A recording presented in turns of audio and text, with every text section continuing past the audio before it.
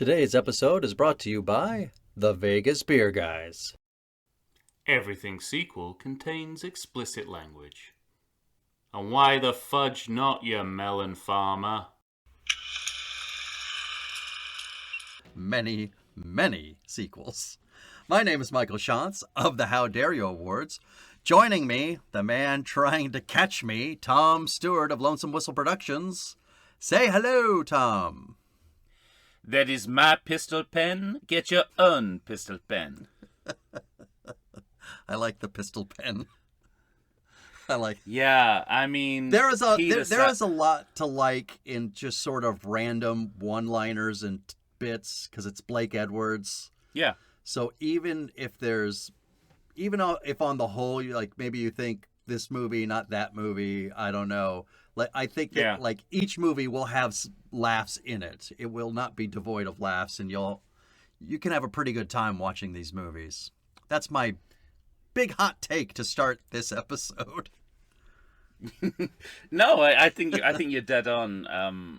I think it has a lot to do with Peter Sellers, who I realized while watching A Shot in the Dark is a septuple threat comedically. Mm-hmm. Yeah. And that's a conservative estimate. I started to list the different styles of comedic performance that he was combining. And I got up to 7. Visual comedy, verbal comedy, character comedy, improv, surrealism, funny voices, and prop comedy. That's a long list. All integrated into a single performance. Well, and I don't want to give too much away too quickly, but when you replace that actor sure with a well-known, loved actor, yes, you realize maybe they cast the right person to begin with for a reason. There's a reason Peter Sellers is the threat that you're talking about and why he can make a movie such as these sequels work. And what I also found fascinating is that this series is like a indecisive gambler, because it keeps going back and forth on what it wants to put its chips on. Yes. So right. when the with the first sequel, they're like, okay, it's the character of the first 2 sequels. It's the character of Clouseau that matters. That's all anyone cares about. Okay. Sure. And then after Inspector Clouseau, they're like, okay, so it's the Pink Panther. That's what people want. Is the Pink Panther. And then after that, and then they go back on that, and they're like, actually, it's Peter Sellers and Herbert Lom. That's all. Right. That's what we want to put our chips on. It's funny you say that because to your point, it is easy. We're about to rank and declare on these movies. Yeah. And the proposition seems daunting just from the standpoint of trying to remember the title of each of these fucking movies. Because the original movie is called The Pink Panther. You've got 2 movies that do not have the Pink Panther in it. By title, I mean. By title, yes. And then by title, you have 2 that have the words Pink Panther in it, but only one of them includes the Pink Panther, and by that, I mean the actual diamond. And so it is very easy to confuse which movie is which fucking movie. And like you said, it's because they are constantly changing their focus on what works or what they think works or what they care about. What they want to be the what they want to be the connective tissue of the series. Yeah. What's the USP of this series? Right. And it keeps changing and at least, as you said, we're only doing half of these movies. There's another unbelievably 4 of these movies. If we had to do go. all 8 right now, I think I'd be ready for the loony bin myself. I'd be with Inspector Dreyfus. Yeah. Writing with crayons on the walls with my feet.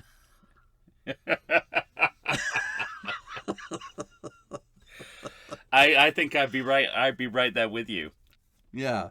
But at this point in the series, they've settled on it's the dynamic between Peter Sellers and Herbert Lom. But I suspect they're gonna have to go in a different direction in the next film since they disappeared him. Dreyfus is erased from existence. Well, we'll see. Yeah, we'll find out. I mean, they retcon enough about Dreyfus in these movies. Yeah, That yeah. I wouldn't be at all surprised if he's just alive and integrated at the beginning of the next movie. Yeah, when the third movie rolls around, I thought to myself, and I first see him, I thought to myself, oh, so they gave him his job back. That's weird. Yeah, after he murdered many people. Yeah. But to your point about what this movie chooses to focus on, you can even see that in the opening credits. Mm.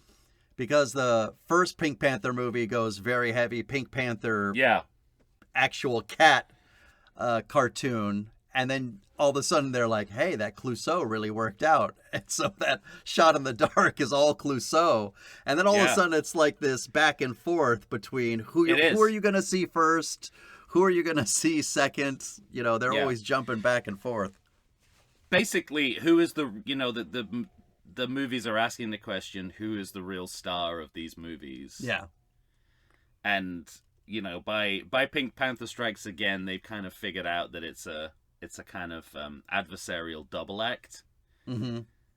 But they go through a few cycles to get there. Yeah. Well, let me ask you this, because we do have to rank these movies. Some people might say that these are 4 movies that are exactly the same, and so would therefore be very difficult to rank. I do not think that's the case. I vehemently disagree. Okay, yeah. But did you find it difficult to rank them? I found it surprising. I don't say I found it difficult after watching them back to back. Mm-hmm. I'd never seen Inspector Clouseau before. Me neither. I didn't even know it existed. I was vaguely aware in the back of my mind that it existed, but sort of only as a kind of afterthought. Like, you know, occasionally you get a deja vu moment where you'll remember, oh yeah, Alan Arkin was Clouseau, and then that's it, and then it's gone for another three years before it happens again. So I was vaguely aware of it. Return of the Pink Panther is a movie that I see was the movie that I'd seen least.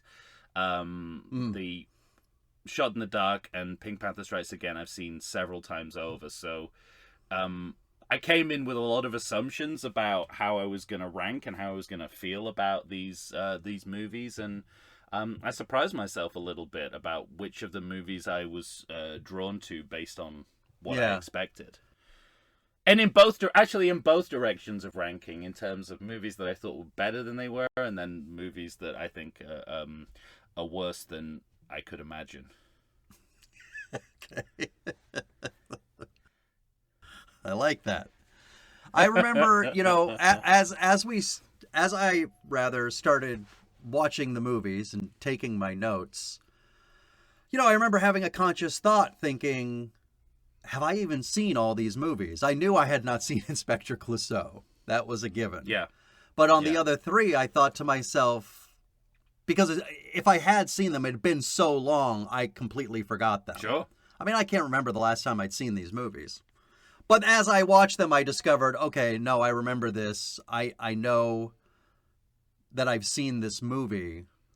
But then I also started playing this interesting game with myself in which I figured out their endings long before they'd want me to figure out their endings. And then I couldn't remember if that's just because I'd seen the movie. Was I drawing from a faint memory? Yeah. Or is there something in the filmmaking as well? And then I have different ideas about that for each movie. You raise an interesting point, because something that I think a lot of the revelations I had about these movies were about screen comedy and how it works. Yes. And I think, you know, whatever you think about Blake Edwards, I think he really moved on the art of film comedy. Yeah. There's some kind of preconceptions about how to do comedy that when you look at how Blake Edwards does it, you can actually reframe a little bit. So, you know, the idea that it's the wrong comedic impulse to telegraph a joke to an audience. Mm-hmm. I think he challenges that because he does that all the time. He telegraphs the joke long before you see it, but he does it so skillfully and so artfully throughout that it's actually, you know, it elevates comedy to an art form, essentially. I agree with you. Yeah, I agree with you on this count. And that's just one example. Yeah, that was one of my big takeaways.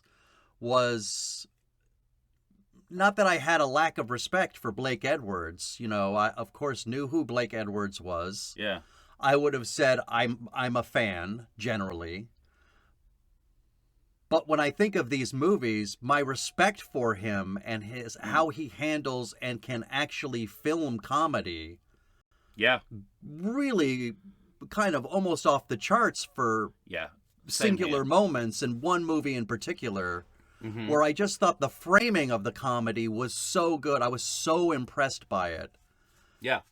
What else can I say? I was kind of flummoxed by, I don't know, I think it would be thought of as an old style kind of comedy, but to me there was a genius within it that I think you could not discount. It's just, you know, it's articulating the craft of film comedy. Yeah. The ability to have a kind of running joke throughout the movie, to use, you know, camera and editing and acting all together. Of it together, right. All together. And that's why having Peter Sellers at the center of your film is such a blessing. Treat. For any comedic director. You know, he is this conservatively acceptable threat. But also, I always held Peter Sellers' Clouseau performances in fairly low esteem compared to his other film work, compared to Dr. Strangelove or Being There, which I think is the peak of his... I agree. I wouldn't even call it comedic acting necessarily, but certainly, you know, it's in that tradition. You know, he was using Stan Laurel as a model of how to play the role, and but what occurred to me that Peter Sellers in general, and Clouseau in particular, I realized that Peter Sellers is the Elvis of film comedy. He took all these kind of disparate, existing comedic styles from, you know, prior cinema and beyond, you know, in vaudeville as well, and variety. Right. And he see Chaplin within his performance. Oh, for sure. Laurel and Hardy all over. Laurel and Hardy, all the things he's drawing on. Yeah. And he kind of recombined those traditions and merged them to the point where, like an Elvis Presley, they're telling a completely new story. Yeah. So, you know, I think he's that influential, and I think what I didn't realize is that's as apparent in his performances as Clouseau as it is to the work he did in his other performances. I agree with you. Even smaller British films that people don't know as well, like I'm All Right, Jack, where he plays a union leader and basically plays him as Hitler. And The Lady Killers, the original Lady Killers. The original, right, yeah. Where he plays a wannabe gangster with Herbert Lom as well as another member of the gang, and it's just, you know, all these. I kind of thought about, you've got the big hitters, and then you've got these smaller films, and then, you know, Clouseau is just sort of like playing to the cheap seats, but that's actually not true. But it's not entirely true. Is as innovative as any of that, and in fact more so, because I think it's more. It's a more comprehensive performance. It has all these different styles, all these different traditions playing at it at once. I think in terms of sustained comic performances, I can't think of any. The sustained comedic performances in movies, I can't think of any better than his Clouseau in at least one of these movies. I thought the same thing, and what I also started to draw on, I mean, obviously we're just doing the first 4 movies, and one is kind of off by itself, but you have 3 movies starring Peter Sellers, directed by Blake Edwards, and then we're not done with those 2. And Blake Edwards is going to direct, you know, all of these sequels, essentially. I think even the last one, doesn't he? I don't want to find that out until I don't want to find that out until I need to know it for sure. Need to know basis, fine. Absolutely, that is information on a need for know basis, because the information is probably going to depress me, and I don't need that until I need it. Yeah. But what I find interesting about what you're saying is that even Sellers had the idea that other people have had the idea about playing to the cheap seats. By the time you get to the third movie, he really didn't want to do that movie. And it was only through Blake Edwards' persistence and his ability to bring other people on in supporting roles that Peter Sellers liked. Apparently, if you know Peter Sellers, you know there's plenty of stories about what an agitated performer he was and how difficult he could be to work with. Absolutely, and in these latter two movies, he was very difficult to work with. For sure. Neither movie he wanted really to do. It took him a long time to come back to Clouseau, and part of it was that he hadn't had a hit in a while. Yeah. And I find it interesting that he does keep going back to that well, but is able... I guess it speaks to a professionalism that I kind of respect. And Clouseau changes over time. He would at least bring it, Oh, completely, yeah. He brings it and more... Because by the fourth movie, Tom, I mean, he can't do a single thing in terms of own stunts. He can't even run. That's how bad his heart is. Yeah, I mean, that's abundantly clear, is that, he hands over some of the physical comedy to stunt performers. Yeah. And it's more than just, he brings it. I think he thoughtfully kind of develops the role into something, there's a kind of logical progression of the character. Like the representation doesn't stay still. Mm-hmm. That it becomes more vaudevillian as it goes on. And that's intentional. You can hear in interviews he's talked about that. Like, he didn't want to go back to Clouseau and kind of repeat the same material. He wanted to diversify. Although they do a few times here and there, more than a few times. But you can see that he's actively trying to do a lot different. And I think that speaks well of his comedic instincts. But by reputation. Not an easy person to work with. Right. Well, and on top of that, if you look at the differences between A Shot in the Dark and the Pink Panther Returns, the character of Clouseau broadens out a little bit. Yeah. When you get into the minutia of the accent and that kind of thing.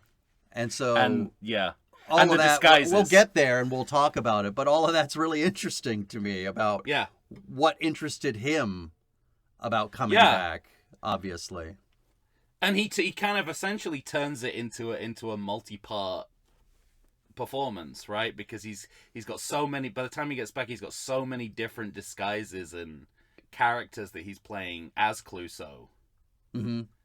That essentially it becomes another Doctor Strangelove. He's essentially playing 3 or 4 different roles per movie. So that could well be his solution to, avoiding the stasis of just playing Clouseau, is that, I'm also playing this mad dentist.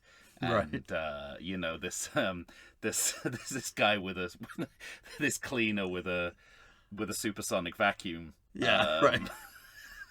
Which I have a lot to say about. But I like you. I think there are 1 to 2 all-time great comedic moments in each of the Sellers Clouseau movies, regardless of how good the overall movie is. I agree. I'm completely with you on that, and there's some really special moments scattered through these where you sort of think, it's such a simple joke, but to see a simple joke executed properly, means so much. Means the world to me. It means the world to me, especially with the state of comedy the way it is now. Comedy has to start at 11 now. Yep. So that people don't get bored, I guess. Which I don't know why. I just think people can't do it anymore. Oh, man.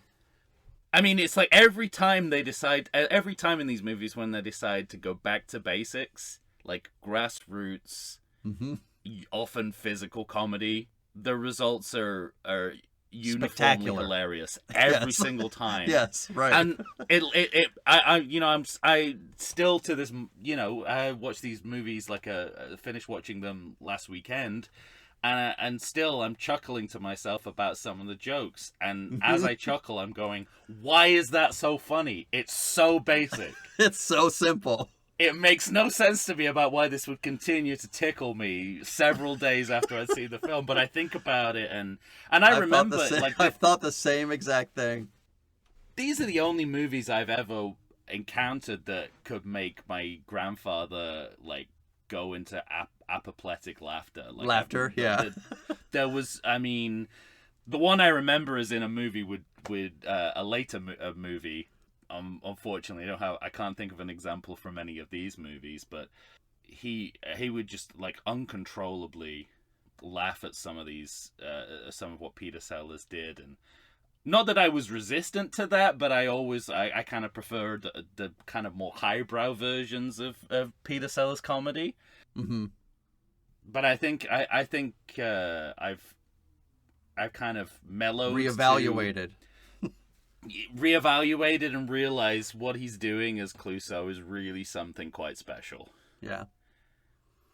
In every respect. Well, on that point we agree. Yeah. And it was a bit of it was certainly a treat to go back to these movies and define those moments. I really enjoyed it. Yeah. Yeah. It puts everything in perspective as well, because, these are movies made in the 60s and 70s, and there's lots of problematic aspects with them. Yeah. Sure. And so sometimes you have to kind of grit your teeth through those. So when you get these transcendent comic moments that sort of interrupt the flow of problematic content, it really helps. It makes it easier to go down. And yeah, exactly. You can swallow it easier. Yeah, there's one in particular from Return of the Pink Panther that I'll get to when we get there, where you know I was ready to throw in the towel, and then something happened, and the movie turned me back again. All right. I think you probably know what I'm talking about. We'll get there, but yes, I think I know. Just that feeling of I can't. If anyone. If anything happens where someone comes into this room now, not that anyone would or ever will, but if someone for some reason had to, was escaping from someone and had to take refuge in my house, I don't know how I'd feel about them seeing me watch this. I don't know why that thought passed through my mind, but that's always the thought. It's like, in an emergency situation where someone needs refuge in my apartment. Right. My second floor apartment, which is never going to happen. It's like, would I be comfortable letting them know that I'm watching this? And I had a lot of those. They come in and they hear the words yellow skin, and you're like, this was just on. This was just something that was on the TV. We can turn the channel. Yeah. No, I wasn't. Continue. I wasn't watching this. I wasn't watching it. On the contrary, it says continue watching. Do you want to watch this again? Oh, fuck. All right. It's recommending Birth of a Nation to you right there. Well, anything left for you before we start to rank and declare, sir? What? Any last thoughts? I don't think so. I'm happy to go into it at this point. I've certainly given all my overall thoughts about the series. Yeah, me too. Do you want to start? I can. I'm happy to. So the movie that was at the top of my list. Let me ask you this. Yeah. Okay. Let me draw it out a little bit more. Yeah. Since we're about to let go and let the audience know the top of our lists, is this far ahead of the others for you? I think so. It's interesting because when I put it in context of the rest of the films on the list, it occurred to me that I might have chosen this movie just because it had the most robust mystery storyline. Mm-hmm. That like as a kind of take on detective fiction. Because they do a lot of that in this series. They glom on to other genres. Right. So you've got yes. you got sometimes unwisely. Yeah, you have heist movies, you have kidnapping stories, you have Agatha Christie kind of chamber pieces, you know? For sure, so you have different... And then on top of it, I wanted to mention this to you. One revelation for me was how closely related all these movies feel to James Bond. Yeah, and this goes through different stages, I think, because again, this goes through cycles, because one of these movies seems to think it's a Bond film parody. Mm-hmm. And then there's the kind of the 70s, the last couple of movies, Return and Strikes Again, which are not necessarily although Pink Panther Strikes Again is certainly drawing on a lot of Bondian tropes, but it's actually that Bond films became like the Pink Panther films, not the other way around, I think. But like at the height of the Roger Moore Bond movies, they were essentially Pink Panther movies by that point. Yeah, right. So it's I don't know quite. I think it's a cycle. I'm not sure who is influencing who necessarily, but at least one of these movies, and I'll just go ahead and say it, Inspector Clouseau, seems to think it's a parody of a Bond film for reasons best known to itself. Yes, agreed. Anyway, but yeah, so I might have chosen this movie anyway because I think all round it's the all round as a piece of fiction it's the best movie. But that's actually not the reason. That's not the reason I chose it. I chose it because it has probably one of the best, if not the best, sustained comedic performance I've seen from a single actor, and that movie is A Shot in the Dark. I've never seen. I can't think of any other performance outside of maybe a Harold Lloyd film. Mm-hmm. But those were all those were significantly shorter. This is like a nearly 2-hour movie. Yeah. Just what he as an actor does within the space of this movie, and to be fair, what Blake Edwards does with him. That's my big thing for that movie, is what Blake Edwards does as well. And I have several notes which are about how, questioning whether Sellers would be as good as he is in this movie without the camera work of Blake Edwards and the way that he establishes the set piece comedically. So definitely that dynamic is the reason that it's at the top of my list. But if I stopped and thought about it, I'd be like, probably the best all-round film on the list as well in terms of storytelling. Yeah. Outside of the comedy. Mm-hmm. But that's not why I picked it. It's just a bonus. Yeah. Well, I figured there was no way that you and I would disagree about the movie that belongs at the top of the list, and we don't. Yeah. No, I can tell from talking to you about Peter Sellers that, we both would see this as the best representation of his work. It's far and away the best of these 4 movies for me. And then the big thing for me was not just the level of comedic performance from Peter Sellers, and to me the particular performance in this one sequel is Oscar worthy. That's how good I think it is. Oh, I mean, but also on top of that, the framing that that Blake Edwards gives to this movie as a director. Yeah. Because you're right. It also is just generally the best movie. It's the best written story. It's the best supporting cast. Everything surrounding it. But then comedically, the way Blake Edwards frames this movie, all you need, well, it's not all you need, but one thing that I'm thinking of in particular is every time Clouseau gets arrested, and it's phenomenal. I mean, as an editing gag so good, even The Simpsons stole it. Yeah. In the Homer's heart, that was the first thing. In Homer's multiple heart attack exactly. episode, Yeah, the hard cut to the ambulance is, I guarantee, the same exact joke from the police van in this movie. That's how good it is. Even The Simpsons stole it. Yeah. Imagine how good something has to be for The Simpsons to steal it.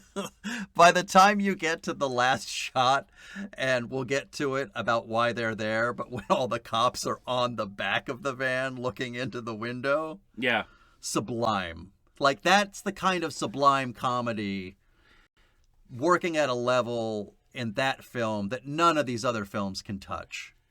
And it's me, and what Blake Edwards does so well, especially in this film, is medium specific comedy. Mm-hmm. So that joke is entirely editing based. Yeah. And and how it's about editing, and it's about how it reappears throughout the movie. That's the nature of the joke. So, cinema is his comedic canvas. Right. And he's exploiting it for literally everything it's worth in this movie. Agreed. And, again, it's like, it reminds you, it's the kind of movie that you would show to someone who, maybe someone who is currently on the Academy board, who says that, comedies aren't worth nominating for Oscars, or they aren't worth putting, right. May I submit this to you? Yeah, it's like a comedy can't be, isn't in contention for best film. I mean, and I've said this before, I don't understand when you have a filmmaker like Wes Anderson around where where the idea of comedy as an art form is self-evident. I don't know why you need this convincing, but this is the kind of movie that will go, it's like, look, this movie has themes, it has great storytelling. Right. But it's a comedy movie, and that is not making it a lesser movie in any single way. It's all, it's like, it's just elevating what is already there that is good. Yeah. And that's what great film comedy does, I think. I'm glad we agree, because to me, this movie was far and away the best of all of these movies, and I would shudder to think that somebody would disagree. You're a savvy man, Tom. You've chosen well. I didn't always feel this way. I the first couple of times I saw it, I didn't really quite. It didn't really register with me. I kind of. Well, it feels understated to these other movies, right? That's the thing. I think the understatement initially confused me. Yeah. As a younger person. Right. And again, I'm thinking, why isn't this as good as Doctor Strangelove? And I think it is, just in a very different way. Mm-hmm. And I think you just have to refocus a little bit on what Sellers is doing that's so innovative. When you're 10, 11, and 12, not as immediate.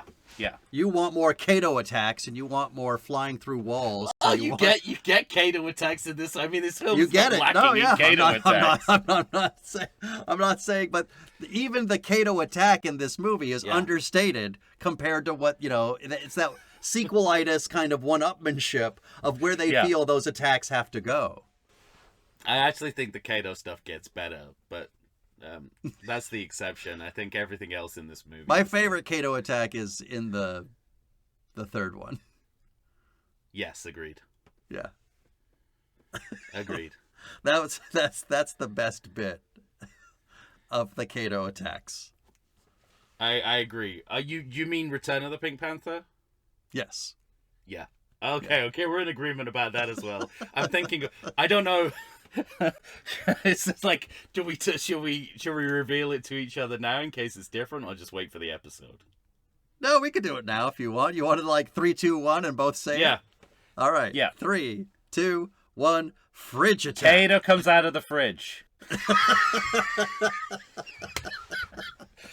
Not only does he come out of the fridge, he's frozen. He comes out covered in frost.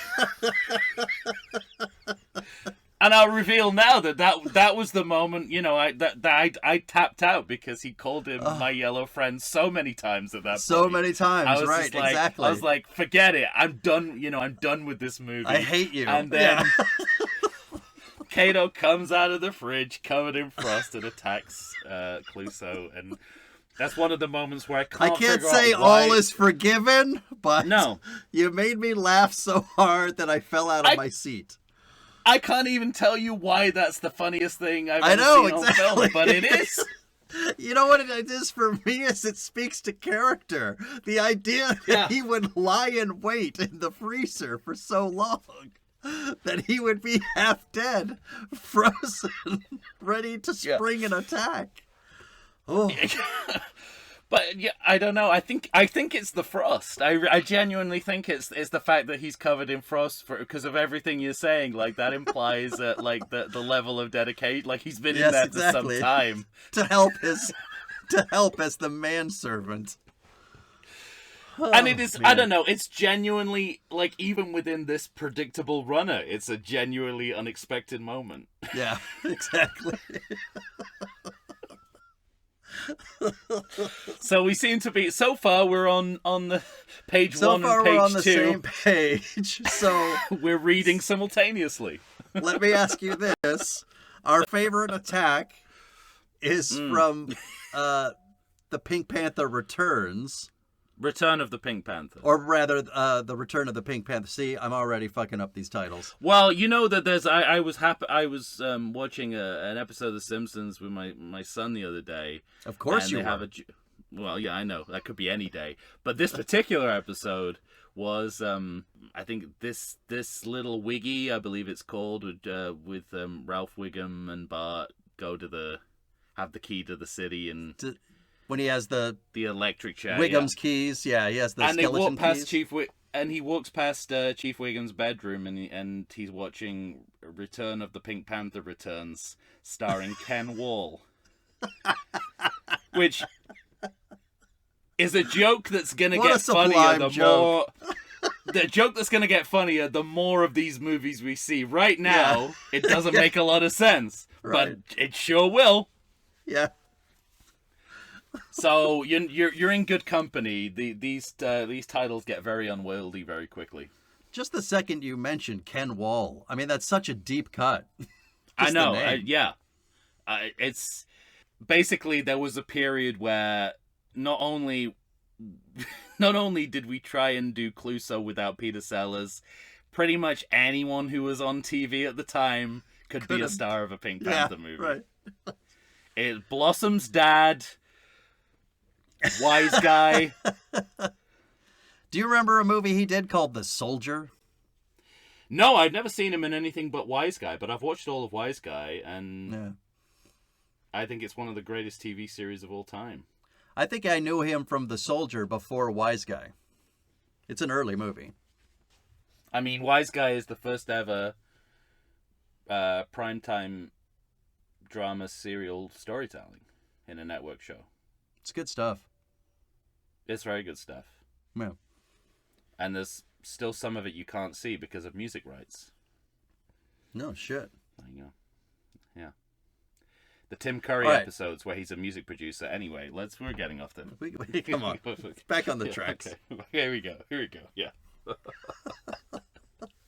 Now, Frozen Kato is our favorite bit. But does that mean that movie is your second favorite? Because I went back and forth. I did too. I think we could be lockstep for this one. I think we might be. All right, let me tell you where I'm at because okay, go. My mind went back and forth between one movie that might have better bits. Not necessarily, but might.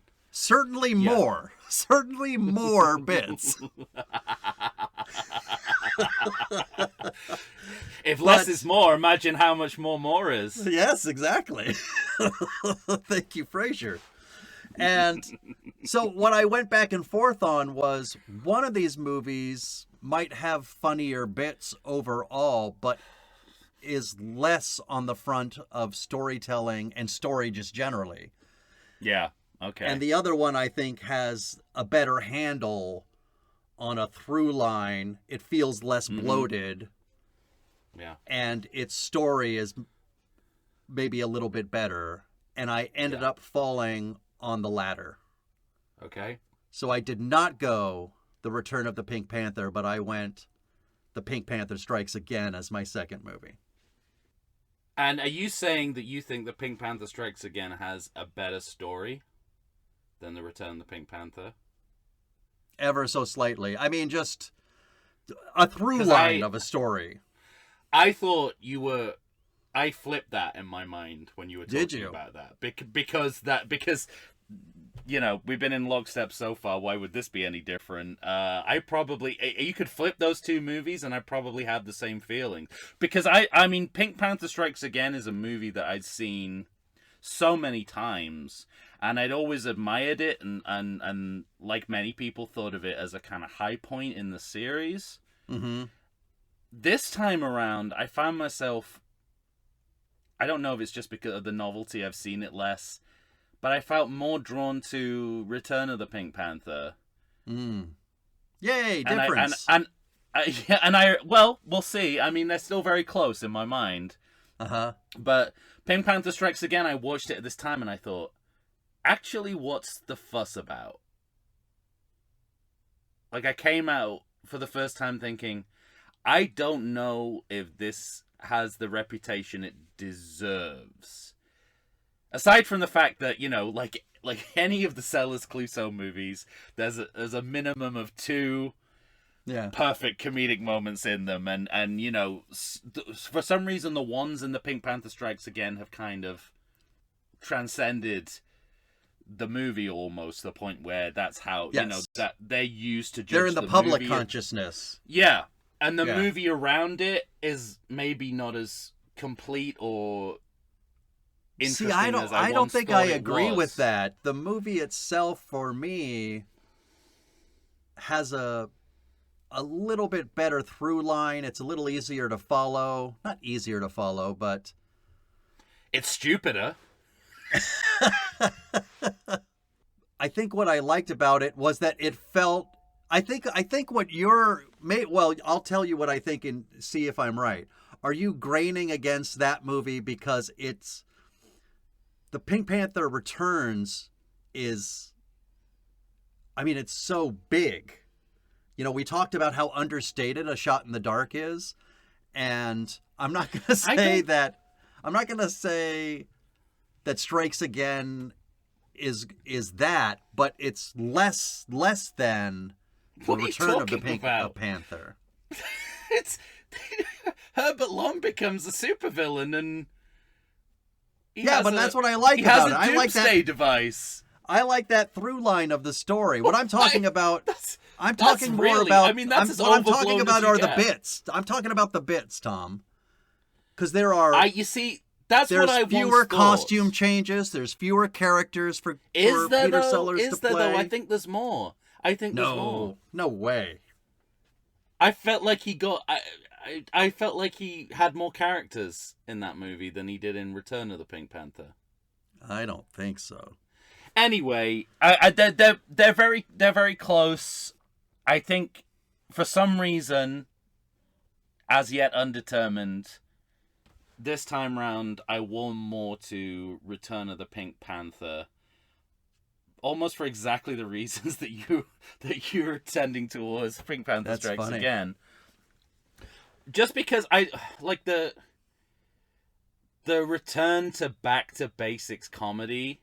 Mm-hmm. Well, I admit fully it's a welcome reprieve from Inspector Clouseau. Yeah, and we'll get there, but but I don't know what I thought in terms of simplicity it read to me, and I found more of a through line there. It's a less interesting story. It's not as bold as Pink Panther Strikes Again, but in another sense Pink Panther Strikes Again is essentially a subplot maximized into an entire movie. Yeah, but that's what I like. I like that continuing arc of it. I like that it to me, it's like a flower that blooms. This thread that's been throughout all the movies. Yeah, but it's like it's sort of like expanded B plot, whereas I think like Return of the Pink Panther is more of a legitimate through line cohesive story and like not out of the realms of possibility in the way that Pink Panther Strikes Again is. And I liked that it felt kind of contained. I think both movies have significant problems. I think you're drawn to that movie because it feels like Roger Moore, James Bond. Well, that's the other part of it that surprised me, that obviously the movie hasn't figured out how to integrate the Christopher Plummer sections with the Peter Sellers sections, and that's definitely a weakness of the movie, that you essentially have two parallel movies. But I kind of like both of them for different reasons. Okay. That's the part that withdrew from me, was that it felt less focused because of that as a movie. Yeah, it's very crimes and misdemeanors unintentionally. Mm-hmm. Whereas Pink Panther Strikes Again but Pink Panther Strikes Again is sort of bit more one-dimensional because of that. So I keep going. I understand what you're saying about that, but I was okay with that. That felt more like a linear story that I I was along for that ride. But I think the two parallel movies of Return of the Pink Panther are a good straight ahead storytelling in both of them, even though they don't meet until the final scene. Right. A la Crimes and Misdemeanors. Yeah. And, And the other thing for that movie for me was the second that, what's her name? Sir Charles Lytton and his wife, Lady whatever, Claudia. Mm-hmm. When Lady Claudia Lytton is talking to her husband, and she says something to the effect of, "Oh, you've been a bad boy while I'm been away for the weekend," or whatever, immediately I said, well, she's the one. But again, in my mind, I couldn't figure out, was I remembering something, or did the movie let me know? But I blamed the movie for it. I blamed the movie for it. I mean, yeah, I kind of like both of those. I like both of those little movies, and I like both of the lead actors enough that it sustains me. And I going into this, I thought this was the weaker of the two compared to Strikes Again. But I actually left thinking, that's actually that's a really solid film, and the comedic high points are really high. They're I'll in give spades. It to it. Yeah. So it just Return of the Pink Panther just edges it for me on this. I'm the opposite. It just edges. Yeah. In the opposite direction. It was really close, but yeah. So yeah, I think I'm gonna settle on that. All right. But Pink Panther Strikes Again is a movie that I always admired, because it's as madcap as its protagonist. Mm-hmm. And I always its villain. And its villain, absolutely. Yeah. Yeah, both of them have a kind of an overlength and thinness here and there. Right. Yeah. It's kind of about this on par, right? Like, there's nothing to choose between them in terms of how much longer they are than they need to be, and how thin they sometimes feel as stories. But so Return just edges it, but I have a lot of admiration for Pink Panther Strikes Again, for sure. All right. Well, that brings us to Inspector Clouseau. The cuckoo in the nest, if you will. Yes, I will. I mean... Okay, let me phrase it like this. How much did you despise this movie? Oh, my God. Because there was no end in sight for my contempt of this movie comedically. I know, great. This was bad. I mean, we're not even talking about. We're not even declaring yet, but okay. In terms of ranking, and we can start by going from the bottom when it comes to. We can start with this when we talk about good or bad, if you want, because we're already there essentially. But all I have to say in terms of ranking about this is, what does any of this have to do with Inspector Clouseau?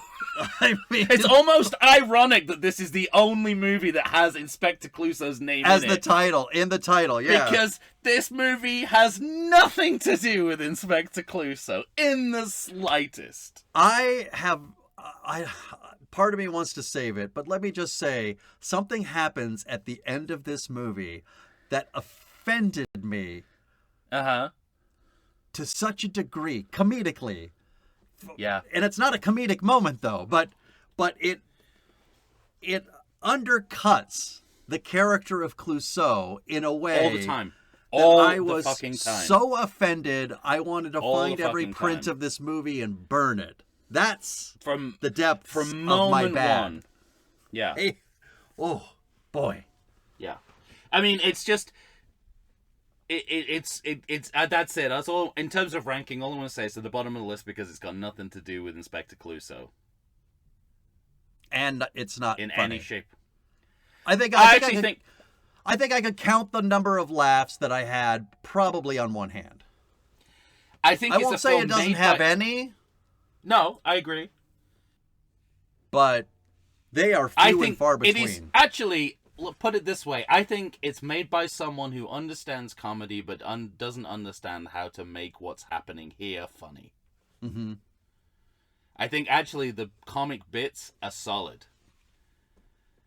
But, again, it doesn't work in the context of an Inspector Clouseau movie. Right. But I don't think the people making the movie, both, on and off screen, I feel like they understand comedy. They just came unstuck in this particular place. Yeah. And that goes for Alan Arkin as well, who's an actor I admire. greatly. Yeah. And has a gift for comedy. But to see him he's miscast and miswritten. He's miscast, miswritten, misdirected. Everything about it. He's got no chance. In that way, I actually found the movie... That was the most interesting thing about the movie, was watching Alan Arkin's performance and watch him sort of try to lift his feet out of the mud constantly. Mm. And he himself said there was enough hubris on his part that he thought he could play any part. Mm. And when he looked back on this film in later years, he just hated his performance and hated himself for doing it because he realized... You have to be right for the role, and he's not right for the role. He's just terribly miscast. He's just not. Yeah. It's inarguable. He's not the guy. He's not the guy, and the tragedy of it really resonates when you see him do the one or two things in the movie that actually play to his strengths as an actor. Mm-hmm. Like mainly when he's playing evil Clouseau, when he's a guy wearing a Clouseau mask. He's like, look at how well he does that. Right. And you'll recognize both how good an actor Alan Arkin is and how horribly misused he is here. All right. We'll leave it there for now. Well, so...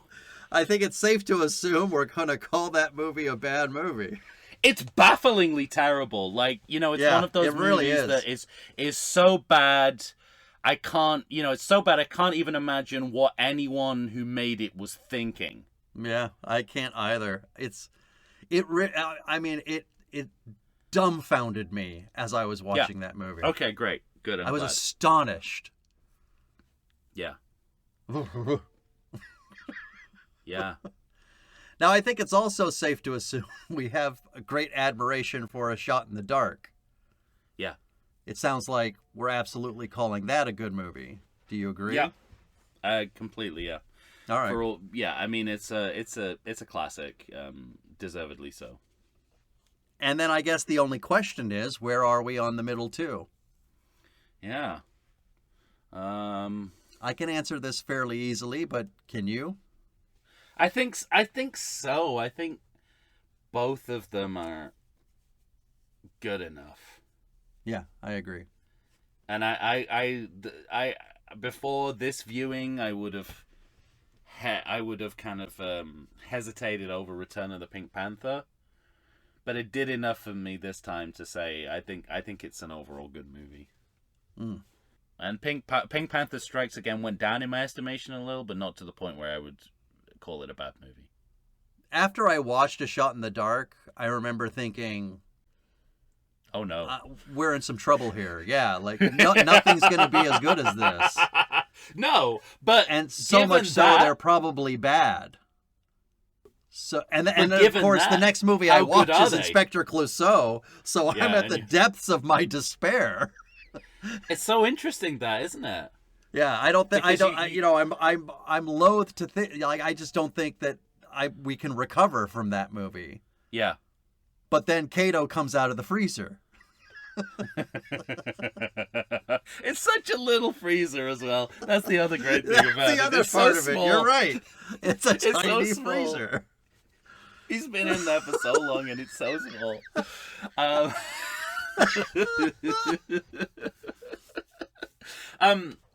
It's so interesting that, watching these back to back, because I agree with you that you leave A Shot in Dark going, well, what could be better than this? Yeah. After Inspector Clouseau, you're like, I'll take anything.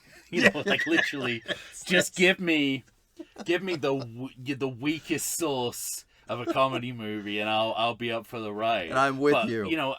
But I still think Return of the Pink Panther's like it justifies the kind of comeback of the sort of resurrection of the team. I agree. Yeah. And then I think they're clever enough to simultaneously double down with Pink Panther Strikes Again in some aspects, but also change things up enough for it to be a very different movie in some respects. Yeah, I agree with that. Because, as you say, there is no Pink Panther diamond in it, but you get the sense that by this point we kind of want to use the cartoon cat. So let's just call it Pink Panther. That's all we need. Pink Panther's just the brand now. It's fine. Okay? It's finally. What's happened is it's finally coalesced into this idea that when you say the words Pink Panther, we mean Inspector Clouseau. Right. Or we literally just mean a big swarthy panther. True. Yeah. Yeah. Like, but we're not necessarily. We're not focused on the diamond anymore. We're focused on. No. You're gonna see the cartoon cat, and it's gonna be about Clouseau. Yeah. Yeah. Interesting. Yeah. Yeah. It's quite a journey that these movies go on. Yeah. All right. Anything left for you? I mean, we've ranked. We've declared. We have a little. We have a little bit of difference, which I'm pleased about. I as we were talking, I wasn't sure that was going to happen, so I'm glad we agree where we do agree at the top and the bottom. Yeah. And yeah. I'm happy to talk about the differences between those two middle movies. Yeah, and it sounds like we could sort of fall on either side of that argument, so it's doubly interesting. Yeah. Leave it there then, I assume. Yes? No, yeah. Let's start talking about these movies. Let's move on to A Shot in the Dark. All right, everyone. Mm-hmm. Well, that's it. We've ranked and we've declared we both have A Shot in the Dark at the top. We both think that Inspector Clouseau is at the bottomless pit of almost the bottom. To the point where I recommend you watch it. Yeah. Almost. Not quite. But it's one of those movies, you need to see this to believe the depths they sunk to. You know where I am for that? You need to witness it. I referenced it earlier, but I honestly think it's actually interesting to watch that movie just to watch a really great actor that everybody universally admires fumble along when he's terribly miscast. I think it's interesting to watch that. That is fascinating. I almost think it's worth it for that. I also think to me it reaffirms to me how good a movie On Her Majesty's Secret Service is, because they were faced with they were faced with exactly the same proposition. And, compared to this, they absolutely aced it. I know people think differently, but they were faced with... You're on an island by yourself, I think, but I'll at least agree with you with this. when that movie came out, no Roger Moore, no Timothy Dalton, no Pierce Brosnan, no Daniel Craig. Yeah. It was just that movie. And it was just only James, the one, just James but Bond. it worked enough to keep that series going. Yeah, exactly. You know, it was can we do James Bond without Sean Connery, and Right. it proved that you could, whereas Inspector Clouseau proved you can never do Clouseau without Peter Sellers, which, by the way, is a lesson that the series itself has never learned. Nope. Yeah. You think after Inspector Clouseau, people, would rather, set off the doomsday device than contemplate doing a Clouseau movie without Peter Sellers, but nope. Yeah. Amazingly, we went back to the well several times over without Peter Sellers. Mm-hmm. Well, I'm glad you brought it back to this series. I thought I was going to have to climb the rope in the rabbit hole after we went down the James Bond rabbit hole. No, but, well, here we are, back in the sunlight. I'll save that to the episode. I'll save that for the episode because I'll just say, to headline it, Inspector Clouseau reminds me both of On Her Majesty's Secret Service and the '68 Casino Royale. All right. Leave it there for now. Ladies and gentlemen, where do you rank these movies? Have you seen these movies in a while? They're all on Max, so go ahead. Well, not all of them. Not Inspector Clouseau. You can find that on Tubi. But all the real Inspector Clouseau movies, that's one dead giveaway as to what the series thinks about Inspector Clouseau. They did not include it in its package to Max. You've got you've got all the Pink Panther movies are on Max, and then you can stream Inspector Clouseau on Pornhub. That's basically what we're saying, right? It is indeed. Oh man! All right, go ahead and go ahead and find them, and then let us know what you think. So, find us on Facebook, find us on Instagram, find us absolutely nowhere else. By the way, I've got some news about that. Oh. I about can Musk? No longer get it. Indirectly, I can no longer get into our Twitter account for some reason. So, we will no longer be we will no longer be posting on X. Maybe we didn't verify. I don't know. I don't know what happens, but it just won't let me log in anymore. I was never checking it. Congratulations on being more professional. So, I've taken a moral stance accidentally because I can't get into the account. Which is the best way to take a moral stance. Yeah. I was going to stop the account, but I can't.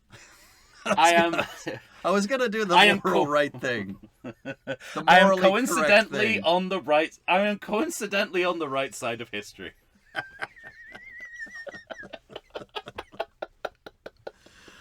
All right, send an email to everythingsequel@gmail.com. That's it. When you hear us next, we will be talking A Shot in the Dark. Say goodbye to everybody, Tom. Most ingenious, the old closet ploy. I really must congratulate you. If there's one thing I do enjoy, it's a good closet ploy. That's a good line. It even rhymes slightly. Yeah. A lot of Clouseau's dialogue is kind of edited Peter Sellers ad-libs. They just kind of let him go, and sometimes, they struck gold, and then other times they struck out, basically. Yeah, I was reading that there's a lot of footage of him just improvising, making shit up on the spot, and then they'd cut it for one movie and then put it into another. Yeah, well, one of the movies... And one of these movies is going to be after his death, so... Is basically that, but, so sometimes gold... Not one of these movies, a later movie. We'll get to it. Yeah, we'll get to it. Sometimes gold like this comes out, and then other times, he comes into a scene and goes, "Hello, I'm director John Cassavetes." I mean, how is that going to make it into the movie? I mean, it's not... You're really rolling the dice here. I like to think I know something about beer, but nowadays even I get overwhelmed when confronted by the exhaustive selection of craft beers they have at bars, breweries, and even grocery stores. Back in the day you had one, maybe two craft beers to choose from, and if you were confused, you ordered a Guinness. But in beerstinations like San Diego, the craft beer options lately are in double, sometimes even triple digits. So what's a beer drinker to do? You need what I need, the Vegas Beer Guys. Your beer of choice should be a perfect blend of malt and hops. And so a live